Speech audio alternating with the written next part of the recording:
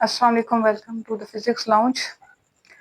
देखें, derived units के table में हमने दो अपने जो पहले पॉइंट लिखे हुए थे, plane angle radian and solid angle is steradian, वो वहां पर छोड़ दिए थे कि हम नेक्स्ट उनको देखेंगे अलग से। देखिए, प्लेन एंगल पहले बात सुने, वो 2 डायमेंशनल एंगल होता है और जो सॉलिड एंगल होता है वो हमेशा 3 डायमेंशनल होता है।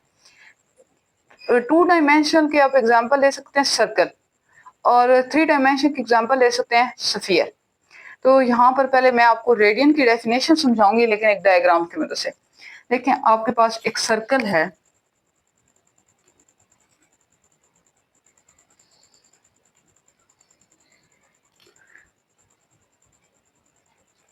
और ये इसका सेंटर पॉइंट है, और सेंटर से आपको पता है किसी भी पॉइंट तक का डिस्टेंस रेडियस कहलाता है। एक रेडियस वैसे मैंने यहाँ पर ऐसे ड्रा कर लिया, ये किसी भी जगह पर आप ड्रा करें, रेडियस आर ही होता है और ये इक्वल रहता है। यहाँ पर एक और लगा लेते हैं आर।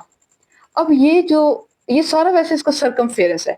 ये जो हमने पॉइंट इधर से लेकर इधर तक ये कट कर लिए, ये 2 रेडियस लगाकर ये पॉइंट, ये आपके पास ये वाली जगह जो होती है ये आपके पास आर्क कहलाती है, ये वाली आर्क।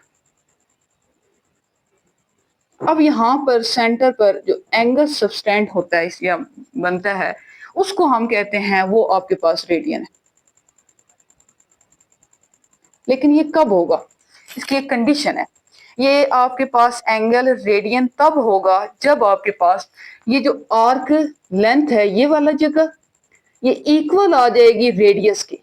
ठीक है, अब ये और ये दोनों इक्वल है। रेडियस की अपनी डेफिनेशन मैथ में पड़ी हुई है, रेडियस सेंटर से किसी पॉइंट तक सर्कल पर डिस्टेंस होता है, ये हमेशा इक्वल रहता है। तो ये अगर आर्क आपके पास रेडियस की इक्वल आ जाए, तो जो सेंटर पर एंगल बनता है सर्कल के अंदर, वो किसके इक्वल होता है, रेडियन के अंदर। ये डेफिनेशन मैंने यहाँ पर आपके पास लिख भी दी है। देखें, radian is a plane angle, या आप इसको ऐसे भी लिख सकते हैं 2 dimensional angle subtended at the centre. Subtended बनता है कहां पर, सेंटर। किसके सेंटर पर, सर्कल के सेंटर पर। कब कहां पर बनेगा, बिटवीन 2 रेडियाई, 2 रेडियाई के दरमियान में सबस्टेंड होगा। विच ये रेडियाई करेंगे क्या, cuts of on circumference and arc. जो सर्कमफेरेंस को कट करेंगे उसको आर्क बोलते हैं, और ये किसकी इक्वल होगी, लेंथ ऑफ रेडियस की इक्वल। ठीक है, लेंथ ऑफ रेडियस की इक्वल। तो ये आपके पास कौन सा एंगल यहाँ पर बनेगा, रेडियस। ये आपके पास रेडियस हो गया। इसके बाद अब देखें, आपके पास जो दूसरा एंगल है वो stay radian. Stay radian 3 dimensional होता है। जैसे अब आपको यहाँ पर एक स्फीयर नजर आ रहा है, कि अगर मैं आपको एक डायग्राम, जो अंदर वो पोर्शन आपको नजर आ रहा है, इसकी अगर मैं डायग्राम यहाँ पर ड्रा आपको करके दिखाऊं, तो कुछ ऐसी डायग्राम ड्रा होगी यहाँ पर।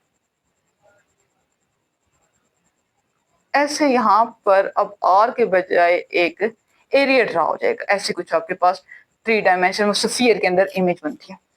अब इसकी अगर हम डेफिनेशन करना चाहें, तो stay radian is the solid angle. Solid angle मतलब 3 डायमेंशनल होगा। ये subtended at the centre of sphere, sphere के सेंटर पे बनेगा।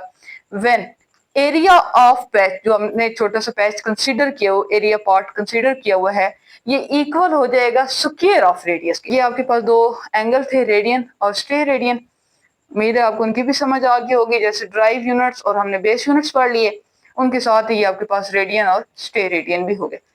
आपको लेक्चर की समझ आ गई है तो अपने दोस्तों के साथ शेयर करें, लाइक कर दें और सब्सक्राइब करें।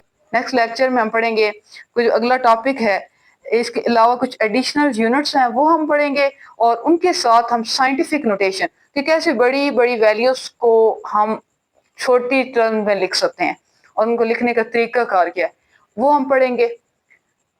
तब तक के लिए अपना बहुत सारा ख्याल रखें और दुआओं में याद रखें। अल्लाह हाफिज।